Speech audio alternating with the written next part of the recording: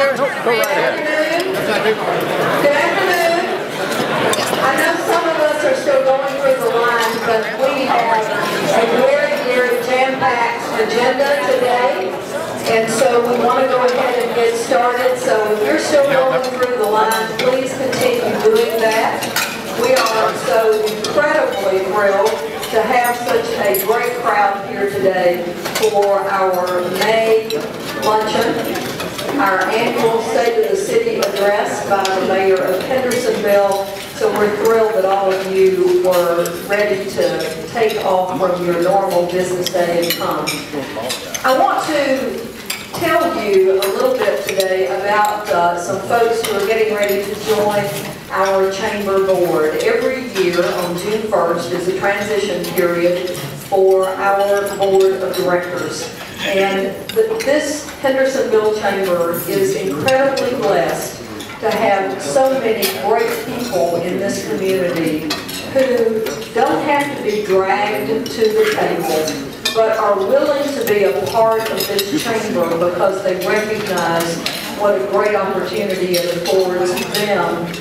But more importantly, what a great thing they're doing for the city, and they do it willingly. So I'd like to give you the names of the new board members who are coming on for 2012-13. Some of you may be in the room. If you are, I'd be happy for you to stand. Others are probably not here. We didn't let everybody know that this was going to happen, but I wanted to make sure that this body on this occasion knows.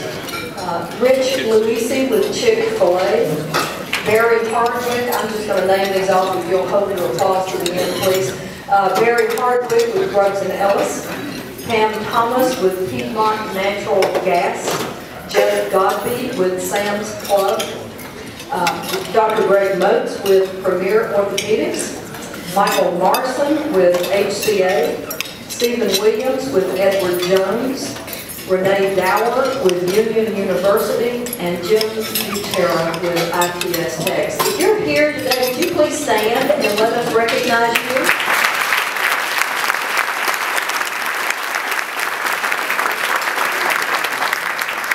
Thank you all very much. We are delighted that you're joining our board, and I know that we're going to have another great year.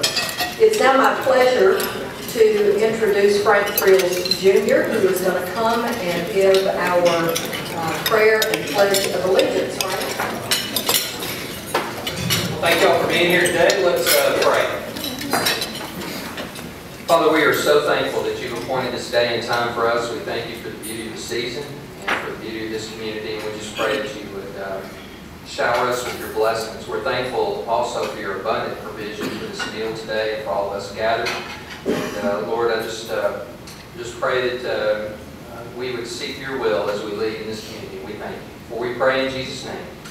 Amen. We're going to say the pledge. If you stand with me. I pledge allegiance to the flag of the United States of America and to the republic for which it stands, one nation, under God, indivisible, with liberty and justice for all. Thank you.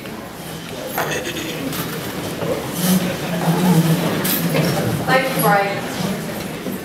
Now it is also my great pleasure to introduce Michelle Owen with Capital Bank. Now, this is a very special day. The last day of anything can be bittersweet, and I know that this is the last day that Michelle will be facilitating this luncheon, because this is May, and in June, our new chair, Lynn Silverman, will be coming on board, and he'll be... Oh, Lynn said he paid you to continue this? Okay, well, don't work that side deal any way you want to do that. But I want to say publicly to all of you, since this is the last official luncheon that Michelle is going to be at, I want to, at least facilitating these things. We intend to continue coming to these luncheons, but I want to tell all of you what a delight she's been, how absolutely accessible she's been to all of us throughout the year, the great leadership that she has shown. And so I hope all of you will join me in thanking her as she takes the podium today.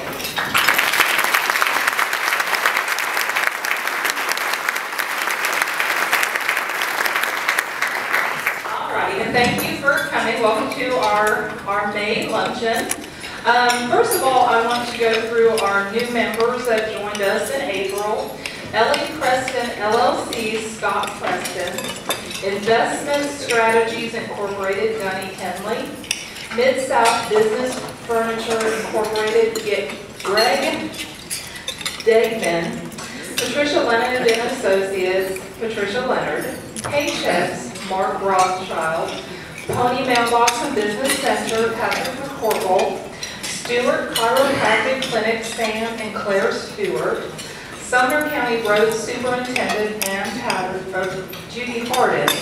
Team Hope Incorporated, doing business as It Works, Ann Patterson. The Terrace at Bluegrass Assisted Living, Rebecca Wolf.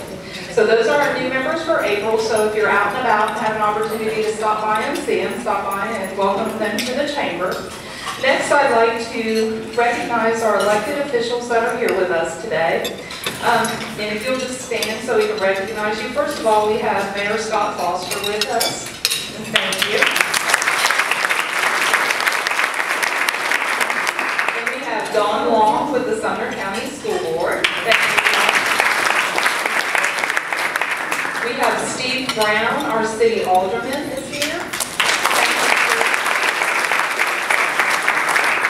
We have Teresa Coberline from Senator Diane Black's office. Thank you. We have Pam Whitaker, our Register of Deeds.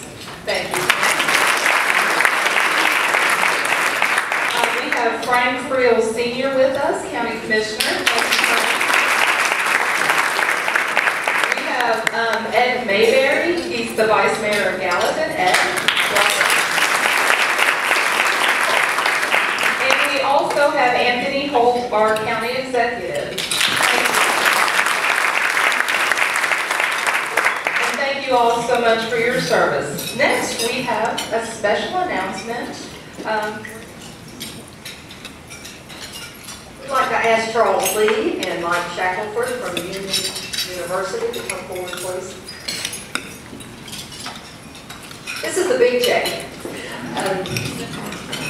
I hope all of you in this room know, but if you don't, the Hendersonville Area Chamber has its own 501c3 foundation, and it's an education foundation. It's been in effect for over 25 years. One of the major things that we have done over years is to create awards to teachers in the classrooms, both public and private, for the last probably 13 to 15 years. And we've also provided scholarship to someone at Volunteer State Community College. We've helped to fund the capital campaign at the library. We've done a number of different things through the charitable contributions that people like you in this room and others in the city have gifted to the foundation. This past year, Charles Lee came to our foundation and said, would you consider helping us seed the money for the Leadership Academy at Union University? And I'm not going to pretend to try to tell you what that does. I'll give Charles an opportunity to do that if he'd like. But our foundation stepped up to the plate and said, yes, we want to do that. We want to be a part of that. And so we have authorized a gift of $5,000 to Union University's Leadership Academy. And today is the formal presentation of that check. And so we just wanted to congratulate both Mike and Charles for all the work that you're doing here in Hendersonville. So please give them a big round of applause.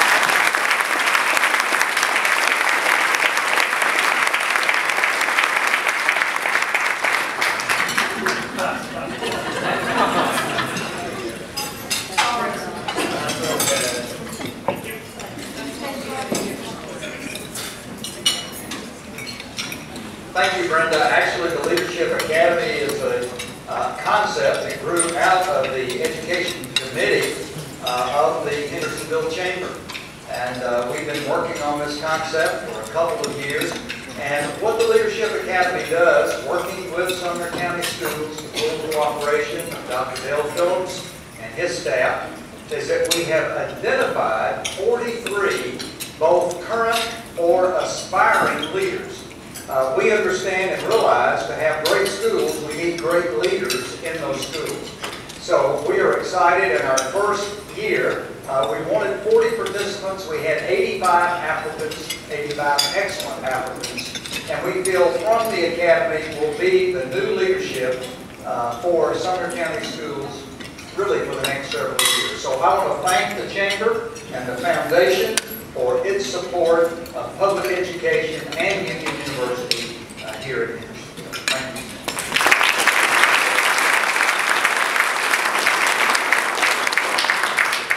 Thank you, Dr. Lee. Okay, next I would like to introduce Len Silverman, our chair-elect for today, who will be the chairman come June 1st, to introduce our speaker. Len?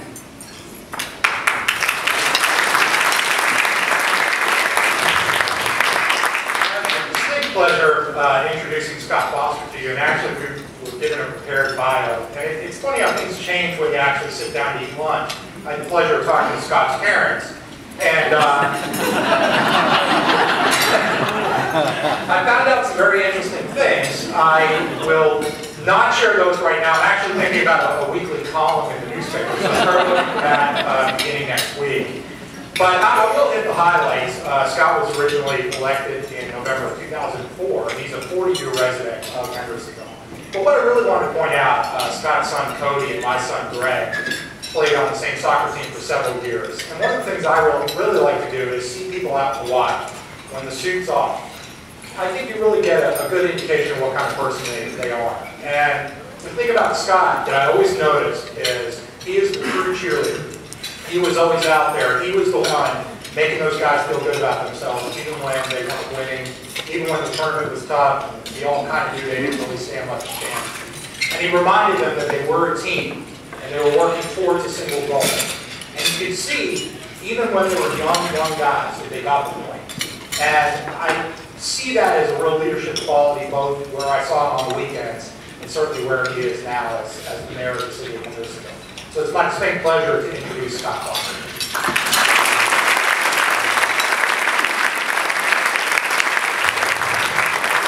Wow, that's pretty humbling. Humbling to see all of you here today. As Lynn said, I've been mayor since 2004. And the mayor of the city of Hendersonville is not term limited. It's only term limited by your vote. And I'm not here today to ask you for the vote. This is a place of time. But I do want to take you back to 2004 and do a little visioning and remember where we were in 04 and today where we are in 12. It's interesting that Lynn brings up the team concept. Think about where we've been since 04. 04, 05, 06, 07, we were at the peak of everything happening, everything going, everything blowing, all the nice things happening. And then in 07, this thing called the recession. And we're in the middle of tornadoes, we're in the middle of fires, we're in the middle of floods. What's interesting about that is this community picked ourselves up from the tornado.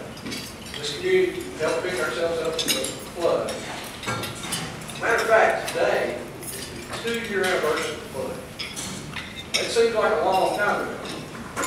But just 2 years ago, our parks were devastated. Our homes were damaged. We had 5 or 6 homes and were submerged just 2 years ago today. So May 1st is an interesting date to sort of talk about today. But I want you to think about the momentum we had in 06 because it's building again. You're beginning to see a little bit of it. As things begin to come up out of the ground, the Union University is a great example. Sam's brings a whole cadre of other business people that don't do their own marketing study. They just follow Sam's marketing study. We're beginning to have the same number of looks in Hendersonville that we had in 06. And it's exciting. It's getting very exciting. It's pretty cool. They brought up the team concept. And I told the team here at the city of Hendersonville in 04, that's what we're going to build.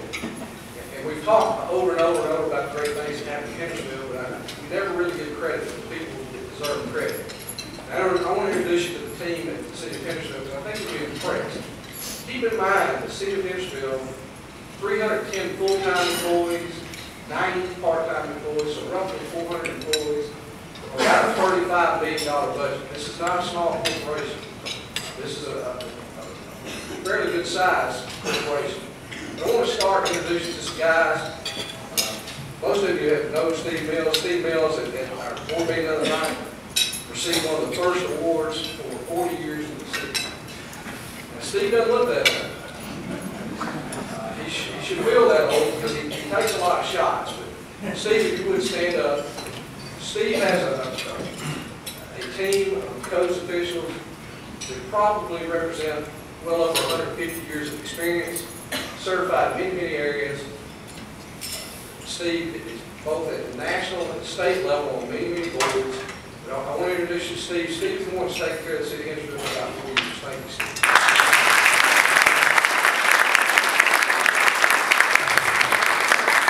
Because you know my assistant, Don Long, he's in charge of economic development and all things related to schools at this point. Don has a vast deal of experience. But, I'll share some numbers with you later to show what Don has done over the last 8 years. Don, if you would stand up.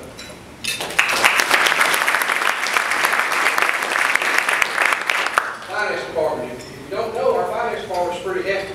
We've got several guys with degrees, we've got several CPAs, we've got several city court clerks, but the one that's been in charge of that situation is Ron Minnis. Ron Minnis, stand up.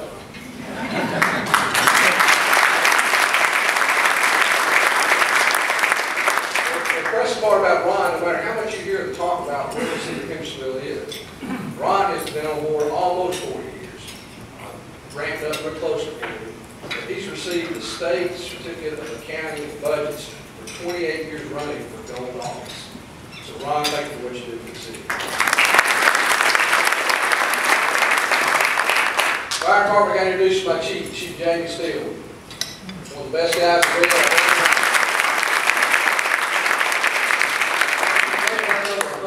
Certified journeyman fireman. About half those guys are EMTs/paramedics. You've probably proudly seen our honor guard at Titan Stadium, at the Predator Stadium. Jamie and I went to Indianapolis last week. Jamie has a grant writer that does phenomenal work. In this year, we received a $780,000 platform truck. You've probably seen pictures of it. If you haven't, please go to my Facebook site, scan down, you'll find it. Jamie and I went with that truck and sat basically in the midfield at Lucas Oil Stadium as a showpiece for other fire departments. There are 30,000 firemen at this convention. They use our fire truck as the model. Jamie and his team do great work. That was a grant of about $750,000. Jamie's grant writer also got us online after we had the big marina fire that Berkeley Nelson helped us with, moving some boats out of the way. Jamie and his staff also had a new $250,000 fire boat on the way. So if you see that, know that that's grant money, know that that's not money we took from you and put in the general fund and bought a boat. This is money that we win competitively based on his grant writers. What's interesting is the platform truck and the boat both have enormous pumps on them, up 1,500 gallons per minute. So for the first time, we'll actually have the ability to fight from the lake, both marina fires and some lake fires. Jamie and his staff have just done a wonderful job. John Bradley, my legal eagle, Columbia University, Ivy League.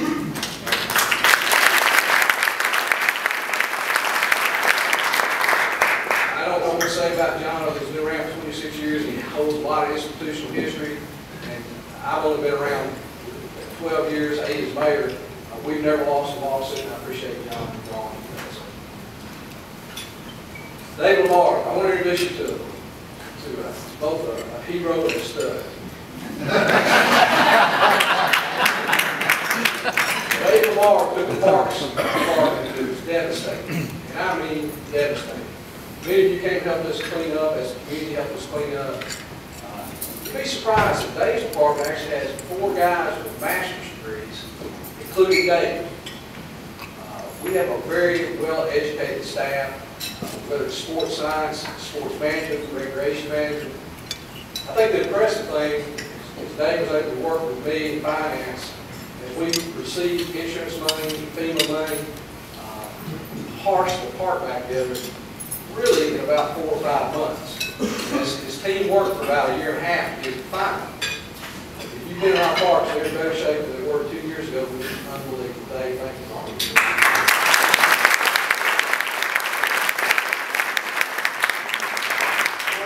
Fred Rogers, he's your planning director. Fred's got 30 plus years. Fred holds all the license. He's got the certified planner. He's got the licensed landscape architect. If you don't think what we've done over the last 7 or 8 years has been amazing and phenomenal, I'm not sure which you're comparing us to. If you look around, there's more greenery and shrubbery and more beautiful buildings than we've had in some time. I'm going to show you in a minute how much of that's happened in the last 8 years. Most of it Fred's tutelage. Thank you, Fred, for what you do. Police Department, I need to introduce you to Chief Mickey Miller.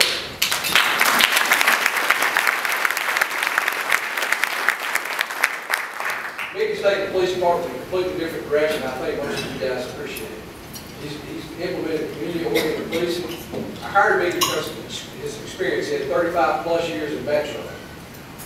And as I hear and you hear spoken, that's one of the things we don't want to become. We don't want to become the Rivergate Mall. The chief knows how Metro works, knows how to run counterintelligence for us. The chief has close to 100 certified officers. The chief holds a doctorate degree himself. About half of our officers have bachelor's and associate's degrees. I'm just trying to put in your head, the team that you have working in the city of Hendersonville are well educated, well seasoned, most of them, and do a phenomenal job. There's no way I could have done it or you could have done it without this team of guys that do it 60 hours a week. Jerry Horton, your public works director. Jerry's going to be busy.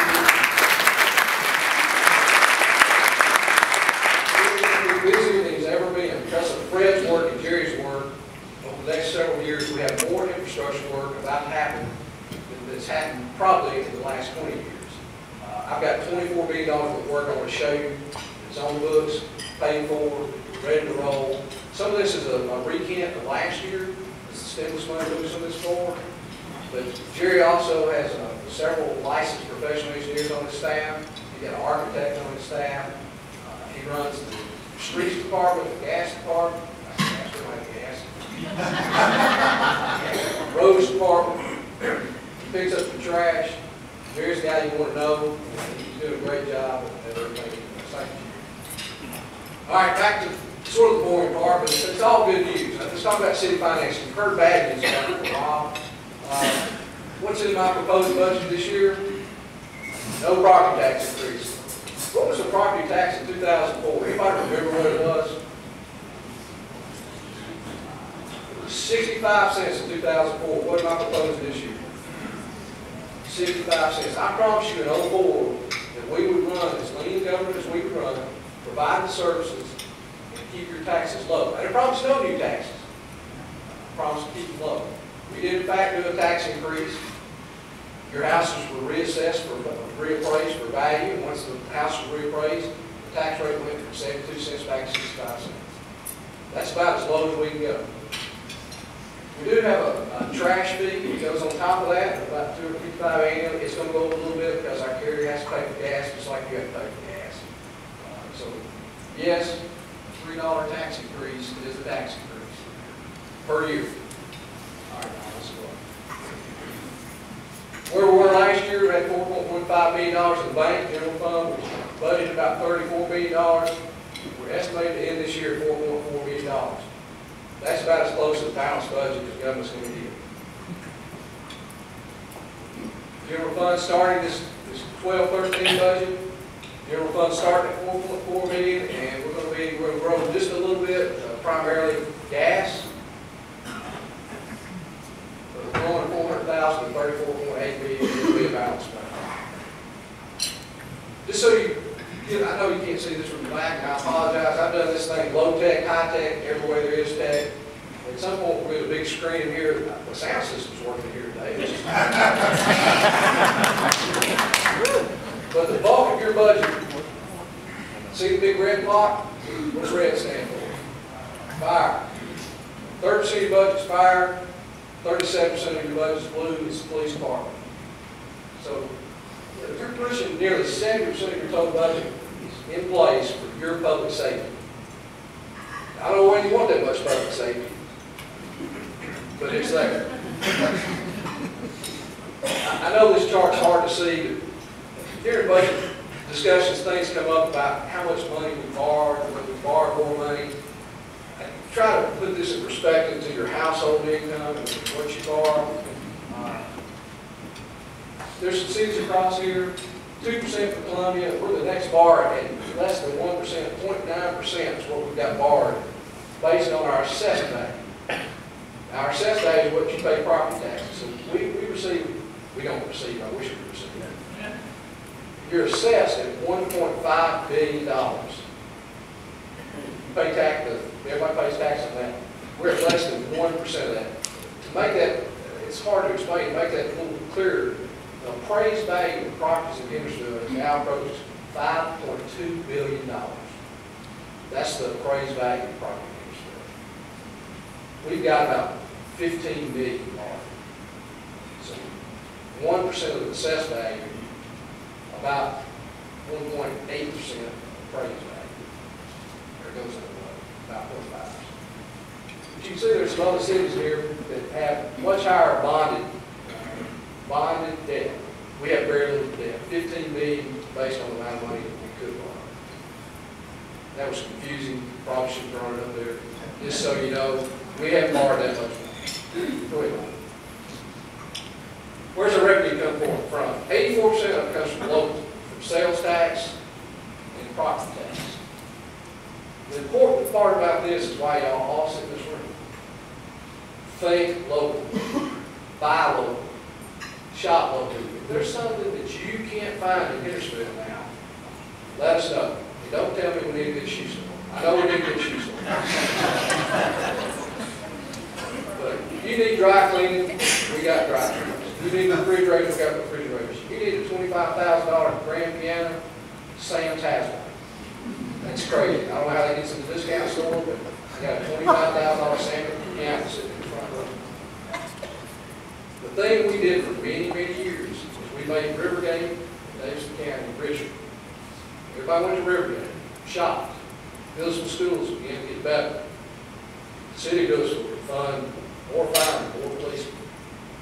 The shop at home thing has to take over. And we've got Tony Milliken in here from my town, which is a social media project that's working on getting people to shop at home. If you're not on Facebook yet, which I reluctantly am on now, look me up, Mayor Foster, look up my town. You'd be shocked about the discounts that you can get locally. And this is where it all comes home. When I took office, we depended primarily on the property tax. Property tax, if we need to raise our budget, it came directly out of property taxes. That has shifted. In 2004, we made about $4.3 million in local sales tax.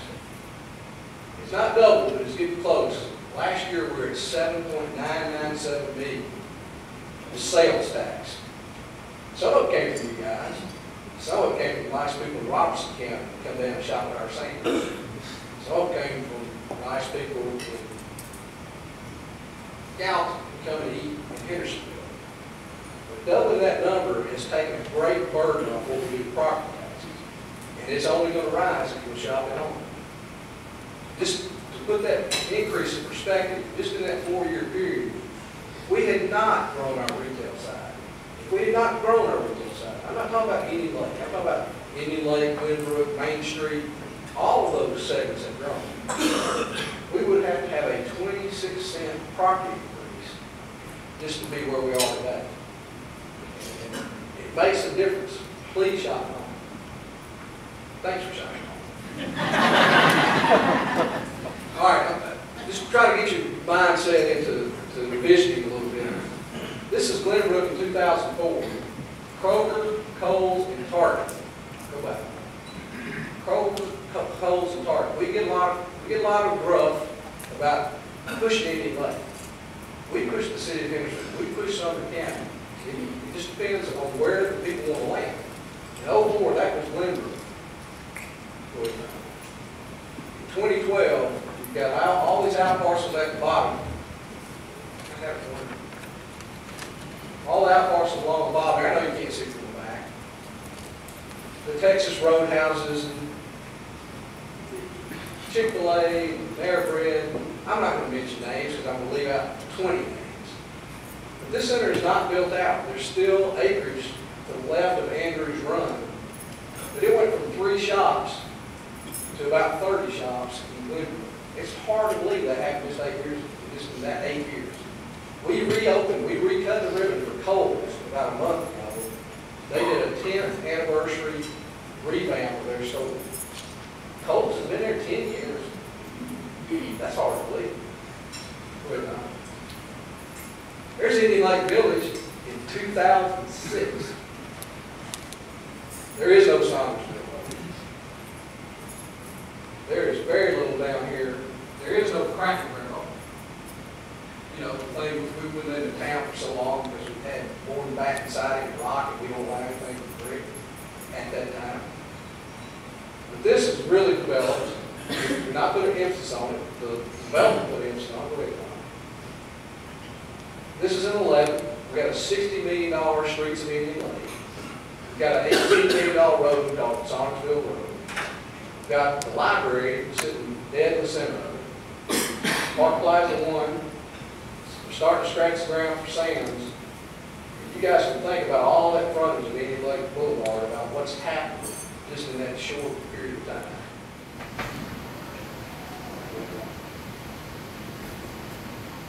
Main Street Corridor. Something you don't hear much about, but a lot has happened out there. Thank you. No, I get names and things.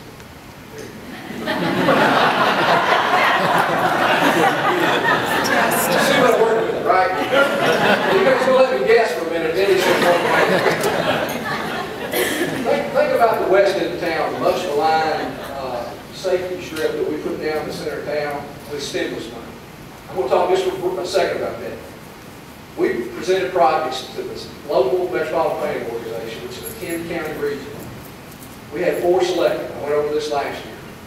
One was the paving and drainage on Walton Ferry Road.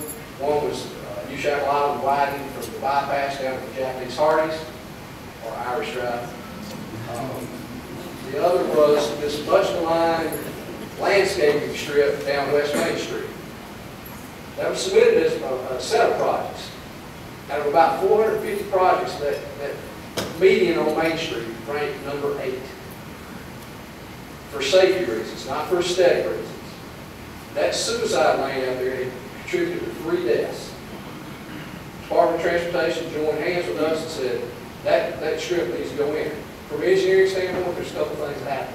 First of all, just accidentally it gets more pretty. Right? That's not engineering stuff.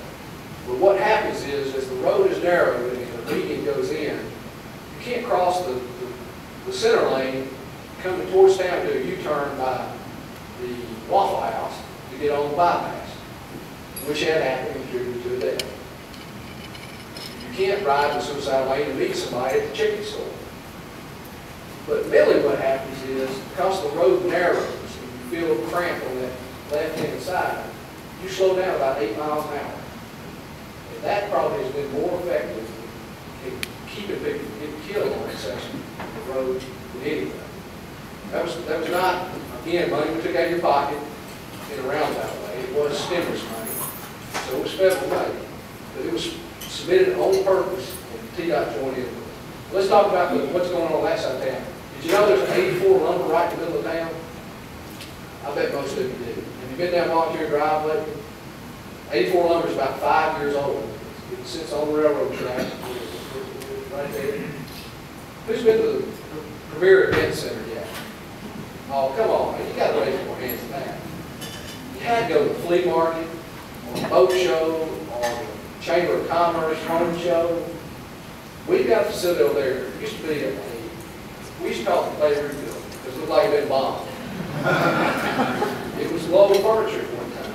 And if you've not been in that center, you've got the old bowling alley that's over there, renovated.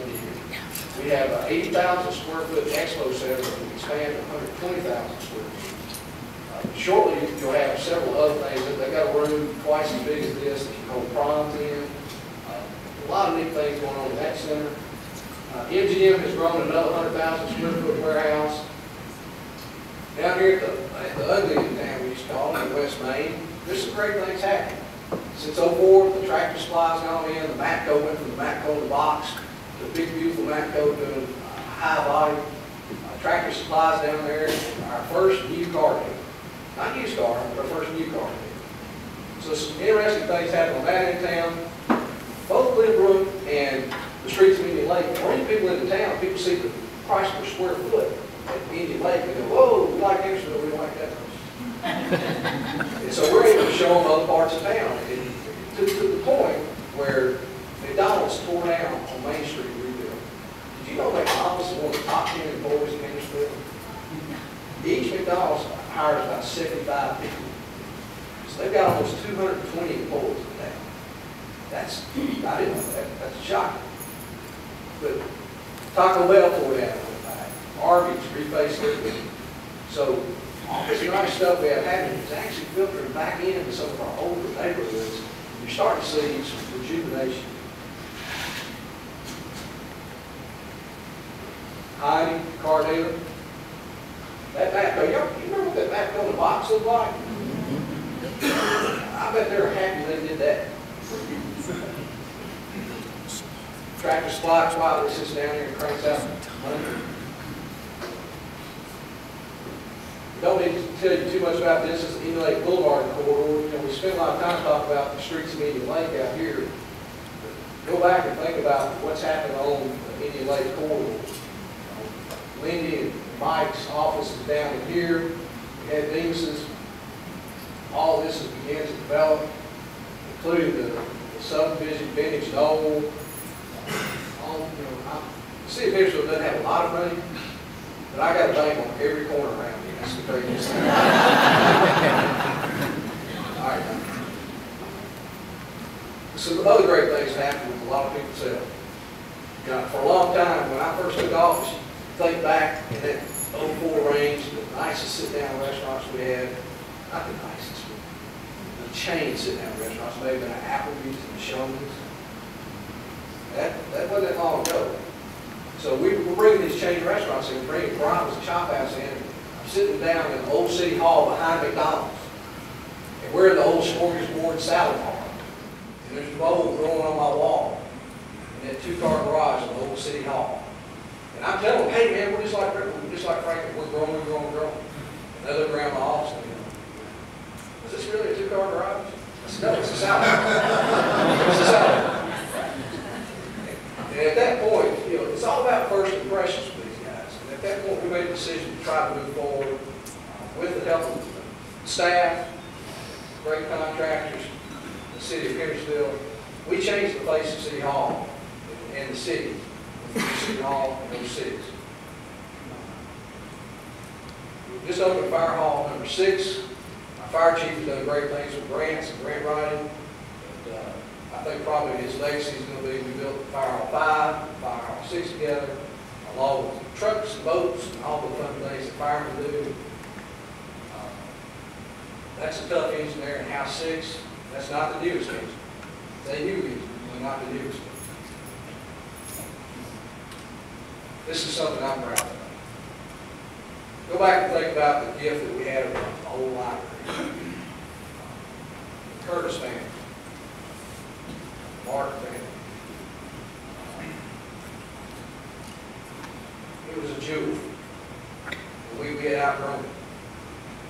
And the toughest thing in the world, bringing people into Volkswagen, showing them a 100-acre piece of property, they're talking about 2,100 jobs, they want to see our city. You take our parks, and they're overwhelmed by our parks. You take our library, they were underwhelmed by our library. Through a lot of great work, including the Friends of Arts and Literature in Sumner County, the County Commission actually chipped in on this, and the city chipped in on this. We've got a state-of-the-art $10 million library, and not had a chance to go there, I wish you would. It's an asset to this community. And then you blanket that with a 26-acre linear park behind it. It's not hard to sell COs on Hendersonville when you see that. We had a couple people at the opening. That's about a third of them. It's something that means something to everybody, young and old and rich and poor. It gives access to everybody. It's just a real jewel. Wow, look at that marshmallow boy. Holy cow. Where's Goo? How much weight would have you lost, Goo? There's Hank, there for Baggert. Hank's there, me, Goo. Did you know the bypass wasn't open until 07 to Gallatin? 5 years ago when the bypass opened, and it's already at capacity. But think about that. That's been a great project for the entire county. There you can see the 386 extension is in place. There's been a lot of residential development. Which way can we grow? Can we grow to the south? Now we've got the lake. Can we grow to the west? Now we'll bump up against Gilliston. Can we go to the east? Where's Tony Hours? We can't go to the east, but I'm going to annex. I'm going to annex West Gallatin and Ferry Fox. I hope you. But we have to go north, and that's some rough terrain out there. A lot of new subdivisions, a lot of new households, a lot of people live here with you. They enjoy your lifestyle, the lake lifestyle, the park lifestyle, the golf lifestyle. We're blessed. This is a big community. Talk about the details for a minute. This is some odd factoids. We're 11th in population, close to 52,000 people. We're a pretty big city. You take the big four out, Memphis, Knoxville, Chattanooga, Nashville. We're a pretty big city. Matter of fact, Franklin and Hendersonville often just change spots. 9th, 10th, 11th, 9th, 10th, 11th. But we're 214th property tax rate. That's why people like to live here. It's that low tax burden. How do we keep that low tax burden? Shop at home, shop here, buy here. Did I mention that? Think local. You sit across the room from a guy that can do your dry cleaning. Ed Vance is sitting right there. He can do your dry cleaning. Did you know for the first time in Hendersonville you can get a bachelor's, a master's, or a PhD? Dr. Lee's sitting right there at Union University. You don't send your kid to the University of Florida or that grade school Auburn. Keep them here. Keep them here. I take that back. FY12, primarily through the fire department, we received almost $2.5 million worth of grants. So when I tell you we're a $34 million city, these grants add on top of that. Matter of fact, last year we had almost $5 million in stimulus money. So we were managing roughly $40 million last year. This year, we're going to have an additional $23 million. Our budget's $34 million. We have $23 million of grant-based money. We have teamed with the state to get 80-20 splits. So we're about a $50 million corporation this year with no new employees, which is interesting.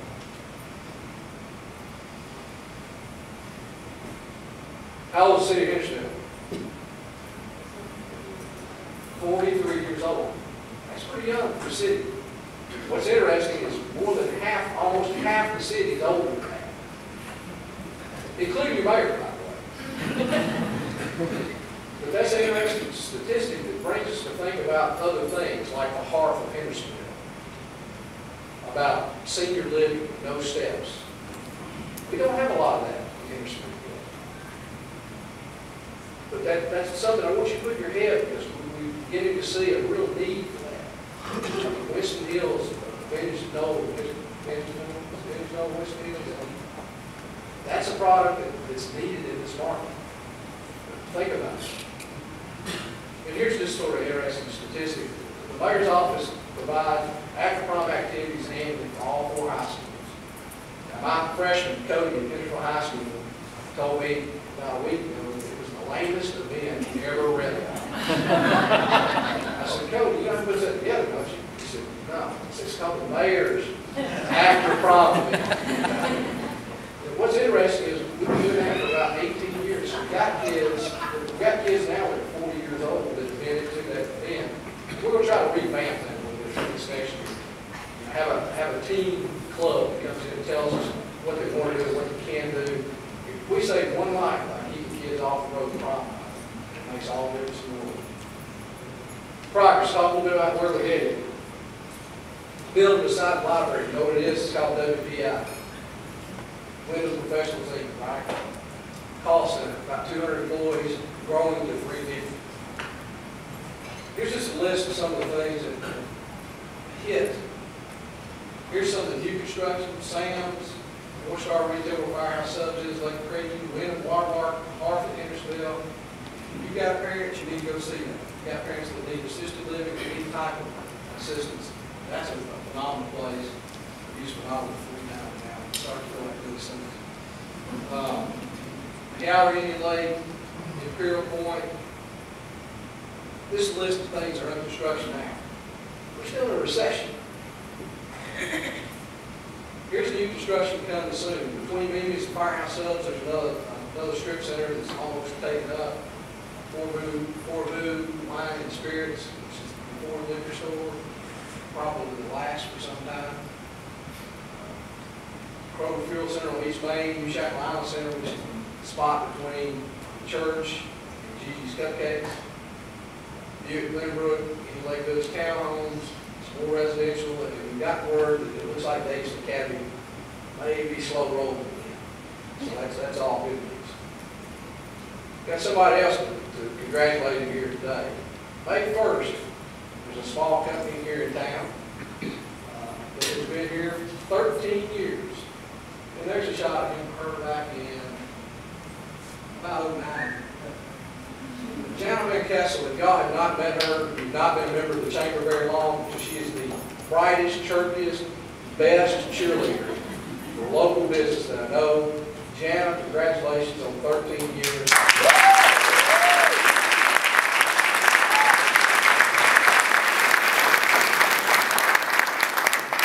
That's our beautiful family, including the twins. What's up, guys?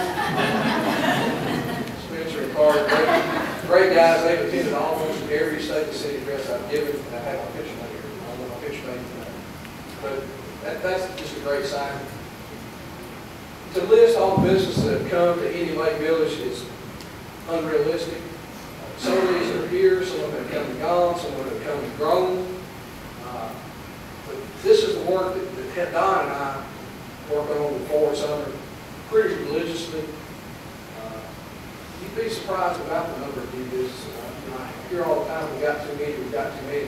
It's not up to us to decide whether we've got too many. It's a free market. So people come in, they find the zoning, they move in. Just in the streets of Indian Lake Village since 05, we've had 113 new businesses, created over 1,000 jobs, and believe me, between now and election day, you're going to hear jobs at the federal level. We're doing our work here at the city. Payroll in excess of $35 million in Indian Lake Village. That's a staggering number, $225 million. And I think the city of Hendersonville gets 1 1/8% of that, and the school system gets 1 1/8 of that. So that number right there is the number I need y'all to help me grow. And I don't care whether that's running phone banks and call people from Robertson County to come down and shop, and tell them your good friend at Green Hills they didn't come out here and shop.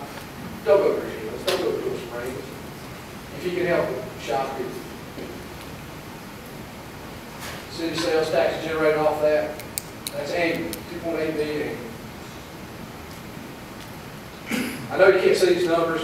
Some of the whole is, we've got 5 big projects that are not funded. $18 million in state and federal money put into it with about $4 million in local money. So we've done all we can to find those state and federal grants. Make your tax dollar go as far as we can make it go. $19 million, although it's state and federal taxes, it's your tax money. You've already paid it in. So we're doing all we can to get our fair share. Total funds from state and federal got $19 million. Total funds from the city, about $4 million. For the next several years, we've got $23 million worth of road work that's going to happen. I know everybody needs their road paved. I know that. I've got a guy calls me every morning at 2 o'clock telling me about the pothole out front. We got to fix this week. I waited till about 2 o'clock in the morning and called him. He called me crazy. What are you calling me at 2 in the morning for? I thought that was your normal working hours. We did get the pothole fixed. This is not pothole money. This is major infrastructure projects. And that all falls in my sweet spot. Lynn is very kind to not go over my mileage. But you guys know I'm an engineer by trade. I'm ready to make this thing happen, make it happen again. We've got a couple other projects. We've got a grant. Fred's staff and planning did a great job. This is Hawkins Middle School.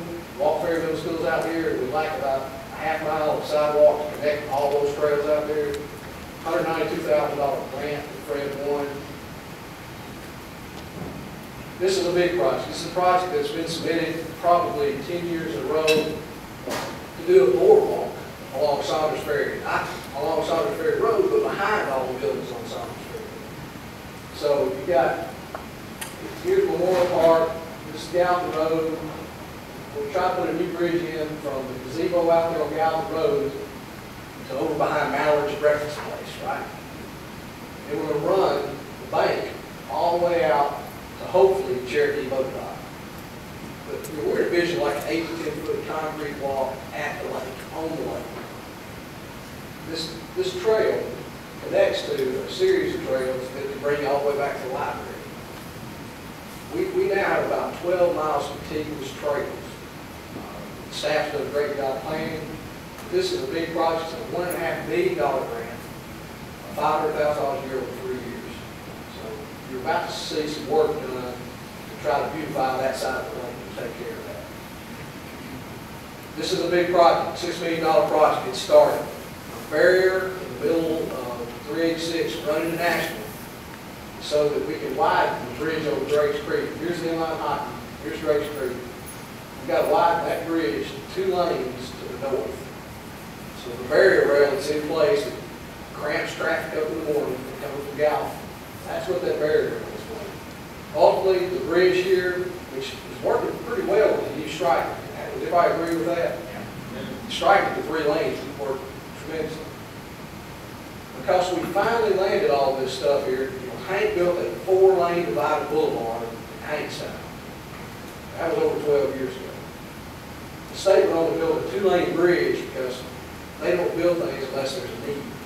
Well, the need's there now. And when we should restrike it, they came forward and helped us with stimulus money to re-engineer this. That's going to be a 6-lane bridge.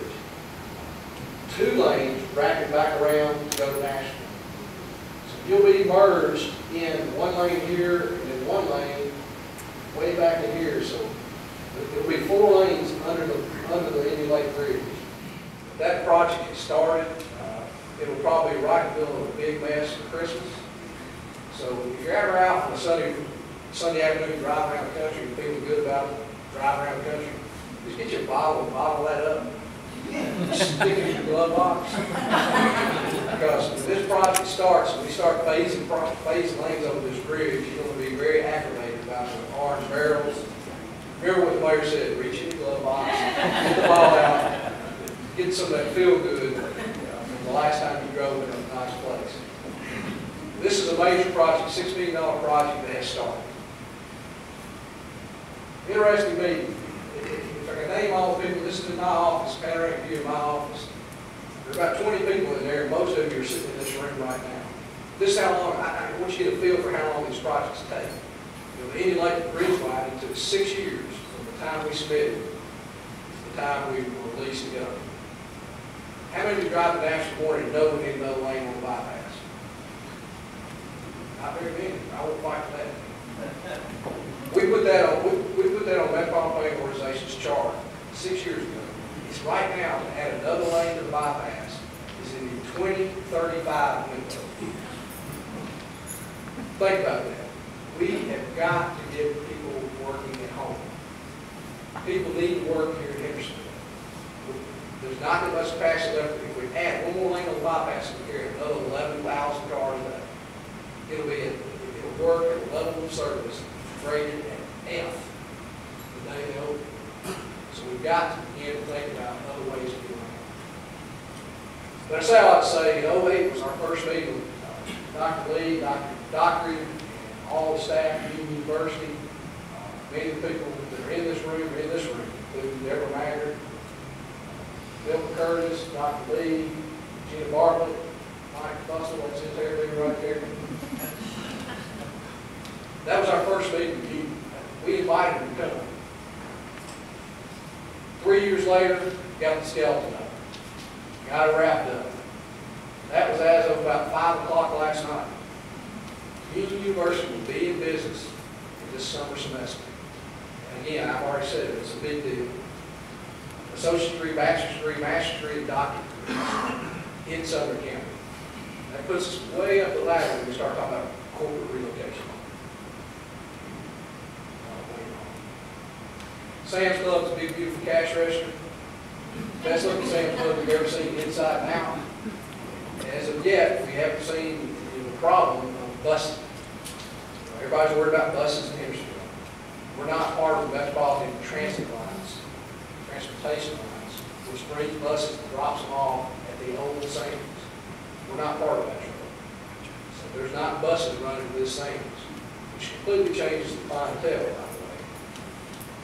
But even think about that. When this came in, there was a lot of fodder on the internet about what about the type of clientele that's bringing in.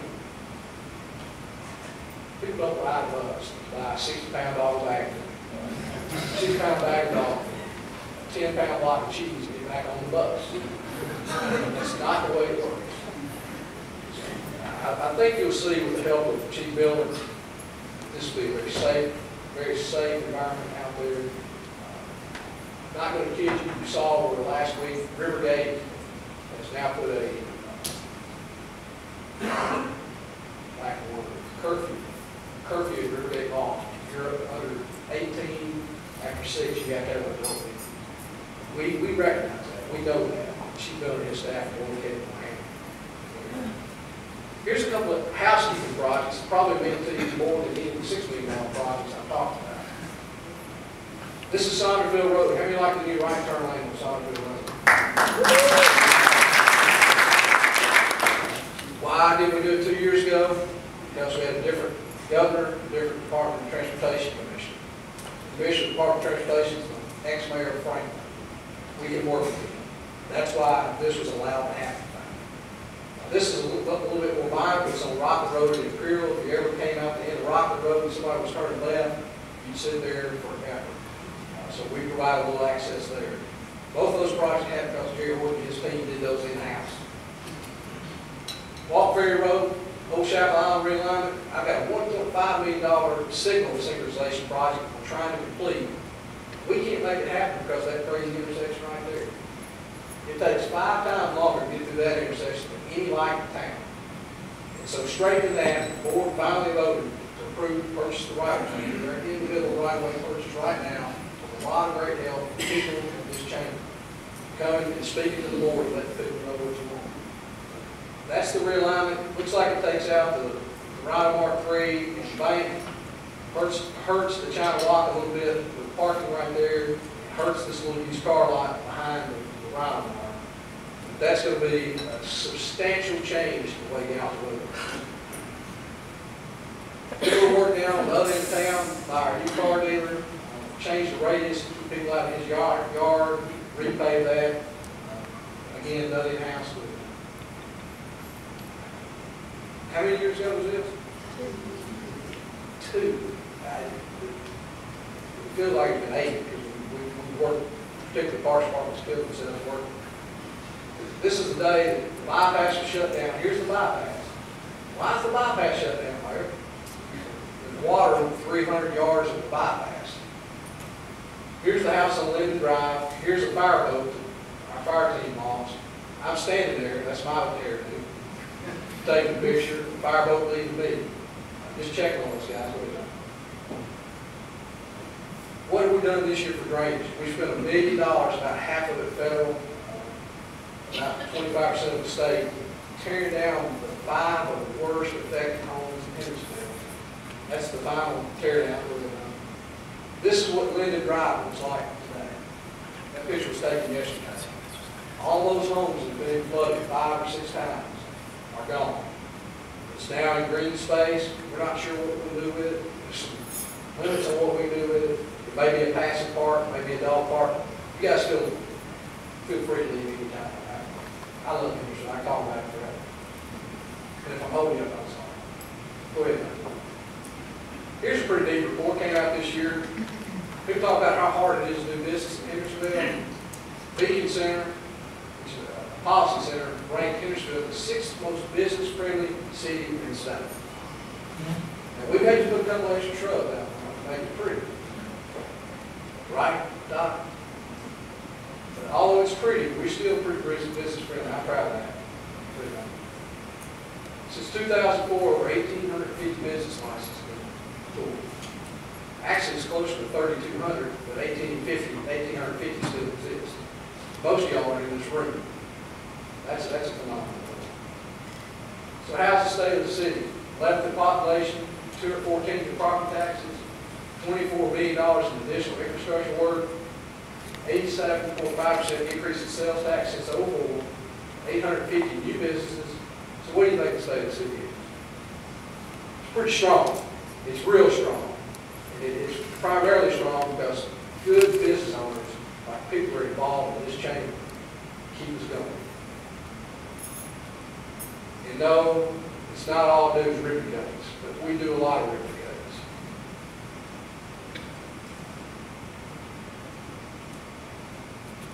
Growing our hospital. Our future's bright. The best is yet to come. Thank you guys so much.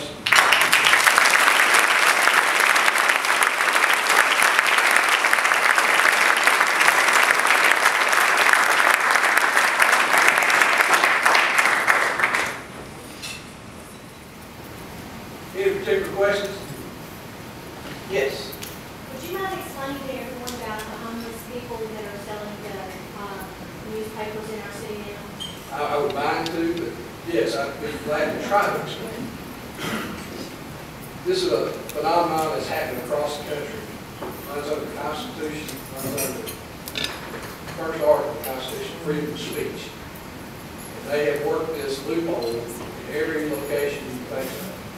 Redwood's fighting right now. Redwood went to court with the ACLU and lost. Unfortunately, when you go to Constitution Court, you end up paying the attorney's fees. Not only did they lose, they lost big attorney's fees. Franklin's in the same situation. It's a hard thing to explain, but it is protected. Newsboys are protected. We've had one that decided to camp out by the tire mark in a lawn chair and beat. We moved her yesterday. There can't be an obstruction to traffic. In Hendersonville, they're not supposed to reach into your car. You would be as livid if Girl Scouts were standing on the corner, walking out the traffic, give you Girl Scout things. It's a delicate march that we've got to do. The court, with legal, with the PD, do what we can. I don't want to say eradicate the situation. It is a bad situation. What's unfortunate is it's such a political hot topic. If I tell you one way to make it go away is don't give them money.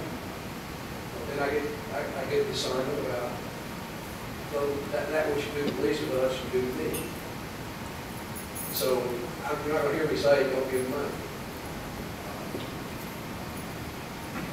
We've thought about the process of buying all the papers in the morning so they'll go away.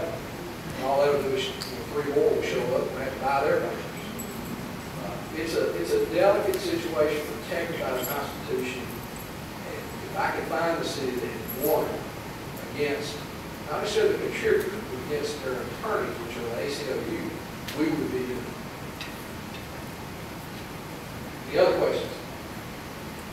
So we don't have. Go back, Tom.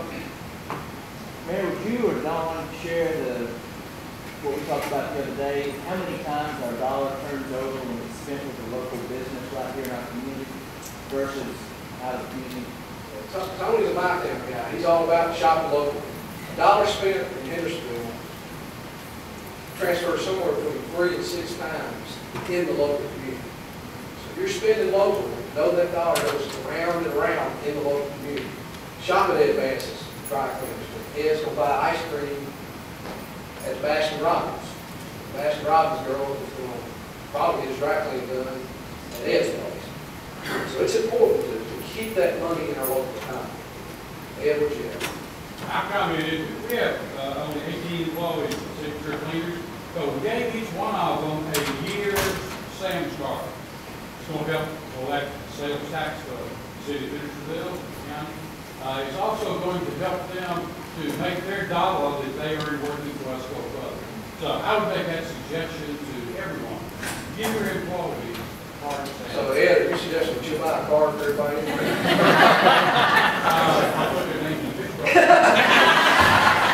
No, that's a great point. That's a great point, though. Sam's in for everything. But Sam's does have some great deals if you're in that kind of shop. Anything that we go business to business on, locally, that's what we need to do. That's a great business to business. All right, we're about to bring the hook out. All right, I had campaigned this whole time. I'm going to ask you, Mike, what's going on? There's a bumper magnet on the corner. Grab it.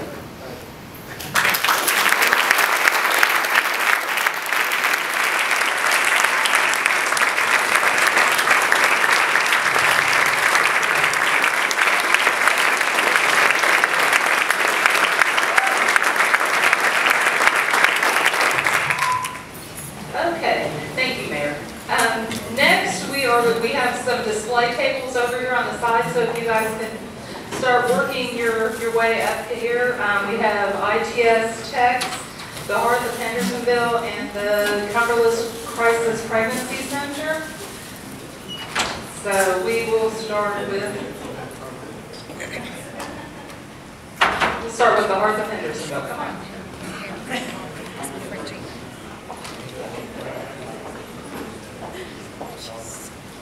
I'm just going to say one thing, and then I'm going to turn it over to Gina. I want to thank Mayor Foster for all the support that they've given the Heart of Hendersonville. So thank you all.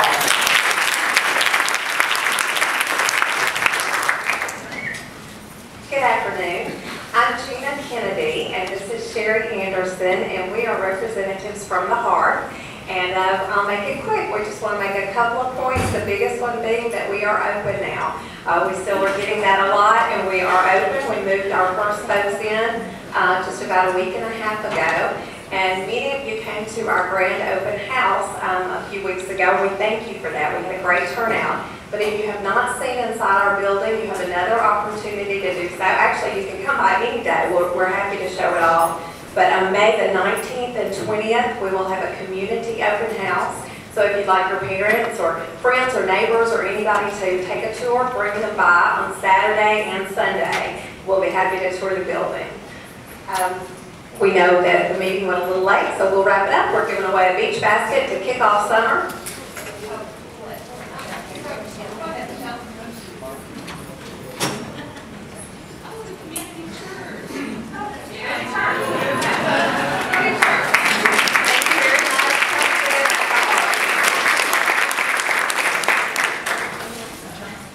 All right, did you want to go next, or I'll hold your thoughts for you. Yeah, I'd like to advocate for the Hearth, and I do have the trifecta numbers later if anybody would like to get that. My name is Doug Barnett. I'm the pastor of the Community Church of Hendersonville, but this year I'm the board chair of the Cumberland Crisis Pregnancy Center. And we're new members of the chamber, so glad to be here.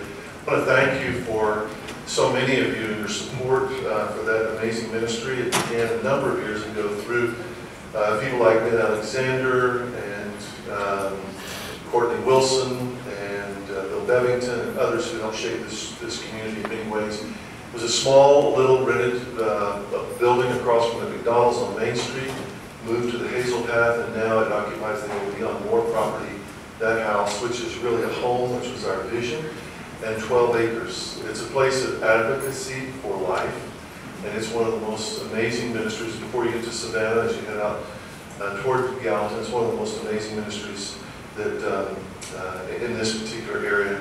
I'm thankful again, individuals, those of you who participate in Change for Life, or the banquet that involves many of you and your businesses, your churches, and also for the Hendersonville Classic, which is a 5 and 10K run, and as I like to say, walk, which begins at Drakes Creek on Monday of Memorial Day.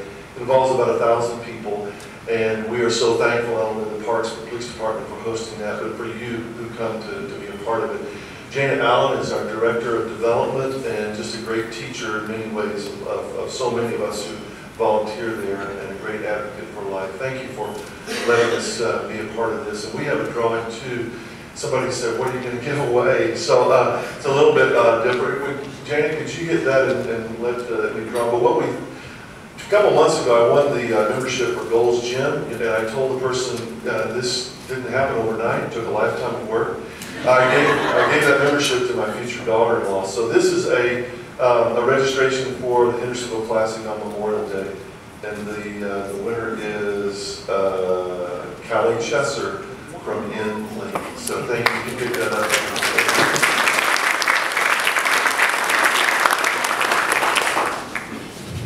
All right, Jim. I know everybody's ready to go. Jim Butera, ITS Tech, Computer Sales and Service for businesses mostly. We also handle homes. We've got a place at 240 West Main Street. It seems like everybody's been bringing up Ed Vance's name here quite often today, but Ed was one of my first customers back almost 10 years ago. We were dealing with technology at that time was a computer and a 32-inch glass monitor that weighed about, what, 200 pounds between the both of us and carrying that around. Now we're doing it on iPads and doing everything else. So technology has changed and we're keeping up and trying to keep you educated. So I'll leave with that, and Jamie McMurray has won a computer bag.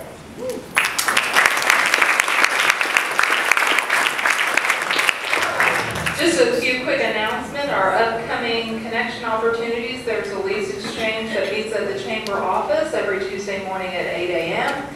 and every Wednesday at noon.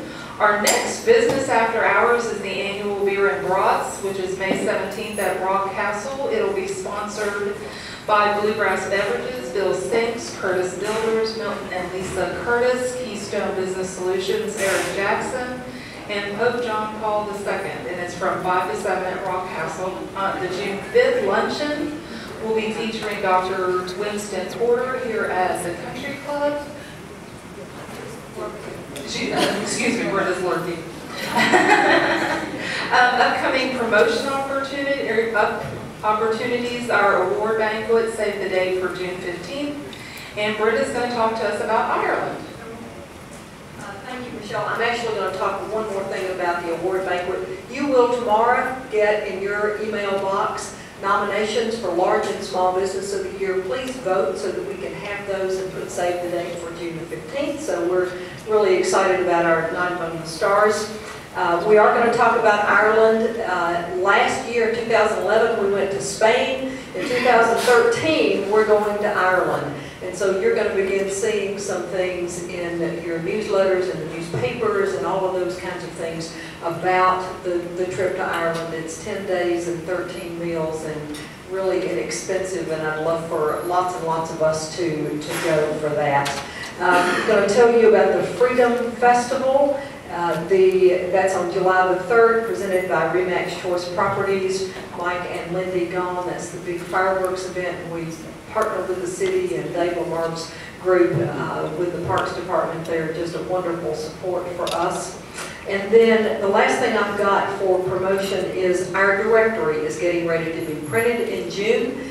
We still have some room in there for ads. We're being assisted this year by the Hendersonville Standard for helping us sell those ads. And so if you get contacted by Julie White, please accept her call, because she's calling on behalf of the Chamber for us, and we appreciate her and Carol Maynard helping us with that. And then I have some drawings, and I've already done those. Signature Cleaners, we've got a $25 gift certificate that's going to go to Tony Allers. And we also have a Jet Pack for Jet's Pizza that's going to Patrick McCorkle. And we have a gift basket here for a wrap watch that's being given by Ellie Preston. And that is going to Linda Bolt. I can't think of a better person to get that other than me, but it wouldn't have been fair, so I'm not going to take it. I think that's all of the business today. I really appreciate you all sticking around for so long. We are so glad you were here. Have a great rest of the day and come back next month.